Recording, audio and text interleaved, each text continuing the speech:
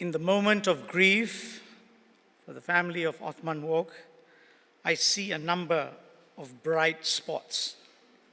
First, his contribution to Singapore, some of which will have a profound impact on the lives of people today, and I dare say, until time immemorial, have been recognized anew. Second, the outpouring of words of kindness from people from all walks of life has been gratifying. And third, the bonding of people of all races, religions, languages, and social background has been profound too. The family of my dear father-in-law, as I affectionately call him, are greatly indebted to all of you and the countless number of people from the Singapore General Hospital, the Singapore Armed Forces, the police, CCCs, Majlis Ugama Islam, One People SG, and various other organizations who are out there in full force, including weathering the rain at yesterday's funeral service. You may be wondering what was the first bright spot which had an impact on eternity. It is an act of charity. Cikgu Wok, a school principal, had owned a piece of land along Mata Road. When he passed on, the responsibility was transferred to a young son called Othman to act as his waris, meaning belongs to the last one in Arabic. He was the waris to carry out the disposal of the property. Othman Wok decided to donate the piece of land on Mata Road for the purpose of running an orphanage, which is today Darul Ihsan Orphanage.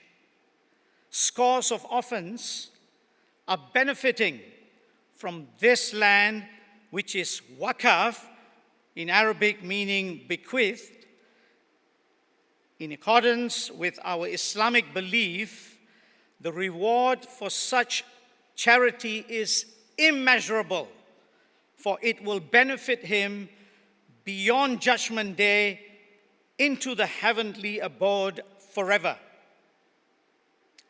Let me now move on to sharing some insights about his role as a father figure.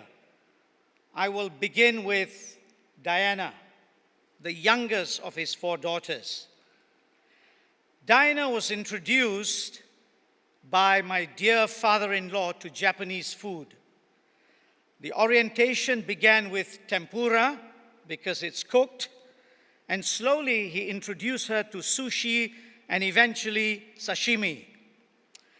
Diana tells me that when it came to the last piece of salmon, she would allow the old man to take that piece because she knew how much he loved it.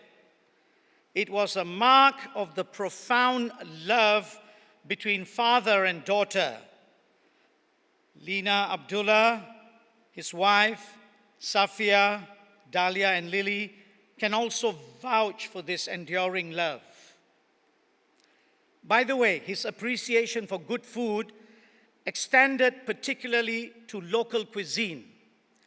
Encik Othman, Gerard E., former NMP and president of the National Council of Social Service, Yong Po Shin of Selangor Putra, Dato' Param, former High Commissioner of Malaysia to Singapore, and I took turns to host dinner on a regular basis.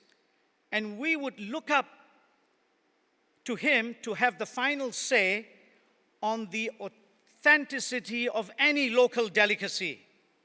He would tell us if the nasi lemak sambal was somewhat watered down or whether the ayam balado has been moderated to taste like a Western dish. He hosted the last meal in a restaurant in Katong a couple of years ago, and he reminded me not too long ago that it was Datuk Param's turn to host the next dinner. But sadly, that was not to be. Now coming to his relationship with his third daughter, Lily. When she told Othman Wok, the father, late one night that someone was coming to ask formally for her hand the next day, his reply was, "Who is the unlucky man?" It was me, of course. Lily and I had been seeing each other for some time and eating leftover food in the kitchen at the family's Buckley Road residence when we returned on late night dates. The late Chetda was an excellent cook, by the way. So I suggested that perhaps we should have a proper meal with my prospective father-in-law so that I could impress him. First, I told him that I was schooled in Raffles Institution, to which he responded that he went to Raffles Institution too. I had joined Shell in 1975, and I told him that that we had a lovely club next to the refinery on Pulau Bukom, and started bragging about the facilities there, to which he retorted that he had cut the ribbon at the opening of the club. And then he said he also noted that Bukom was located in his Pasir Panjang constituency. I found myself checkmated at every turn. The coup de grace came when he said, "Look, young man, the woman that you have been dating is my daughter. She is mine, but she will be yours only if you behave yourself." I was rendered speechless. He was a quiet, unassuming person, but he could deliver a killer punch. And I felt that I got away quite lightly because Lily eventually became my wife with his blessing. He had a passion for writing ghost stories in Jawi when he was with the Utusan Melayu in KL in the early 1950s. He had a great following amongst readers, and these stories would have been forgotten if his writer daughter, Lily, had not persuaded him to compile them into a book called Malayan Horrors. The book rekindled among young readers an interest in cerita-cerita hantu or ghost stories. Moving on to something more serious, I probed him on his relationship with Mr. Lee Kuan Yew. He had an unflinching loyalty to Mr. Lee because he had the utmost respect for him. He told me, in building a nation, we needed a good architect. And folks like you and I, we are the builders. Encik Othman professed a shared responsibility for the well-being of our nation, and that was something he never shook off. He had always put the country first and his family second. In a magazine article, he once said, and let me quote, "Although I had very little time to talk to the children, there were some values that were important for them to have.